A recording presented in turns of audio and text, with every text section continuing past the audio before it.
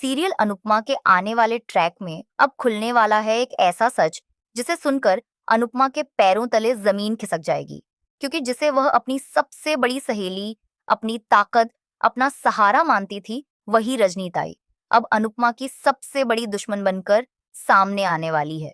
कहानी में बड़ा मोड़ तब आता है जब पराग कोठारी और गौतम सीधे नगर सेविका रजनी के ऑफिस पहुंच जाते हैं। जैसे ही रजनीताई पराग कोठारी को देखती है, उसका दिल हिल जाता है, क्योंकि पराग कोठारी कोई और नहीं बल्कि रजनीताई का पहला प्यार होता है। सालों बाद अपने पुराने प्यार को अपने सामने देखकर रजनीताई की नीयत बदल जाती है और वह पराग कोठारी के साथ खड़ी होने का फैसला कर लेती है। पराग की एक मुस्कान, कुछ चापलूसी और थोड़ा लालच, इतने में ही रजनीताई अपनी दोस्त अनुपमा को भूल जाती है और ठान लेती है कि वह चोल को गिराकर रहेगी। लेकिन उसके रास्ते में सबसे बड़ी रुकावट सिर्फ एक है, अनुपमा। उसे पता है कि अगर कोई इस चोल को बचा सकता है तो वो सिर्फ अनुपमा है। इसलिए रजनीताई सबसे पहले अनुपमा के हौसले को तोड़ना चाहती है।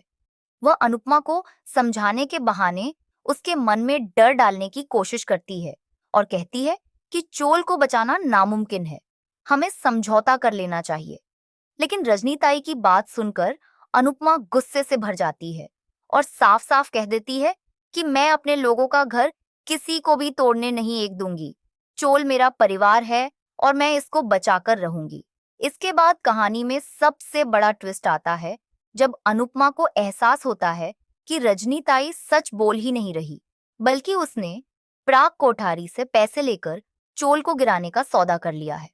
यह सच्चाई जानकर अनुपमा की आंखों से भरोसा टूटकर जमीन पर गिर जाता है। उसके दिल में दर्द भी होता है और गुस्सा भी। वह साफ कह देती है कि मैं चाहे अकेली रह जाऊं, लेकिन सच का साथ नहीं छोड़ूंगी, यह चोल नहीं टूटेगा।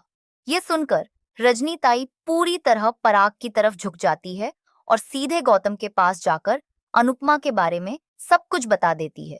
गौतम ये सुनकर हैरान रह जाता है कि अनुपमा उसी चोल में रहती है जिसे वह गिराना चाहता है।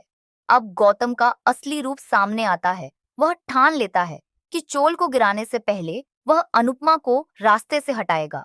इसी वजह से गौतम रजनीताई से कहता है कि अनुपमा को उठवाना पड़ेगा और रजनीताई गौतम की बात मान लेती है।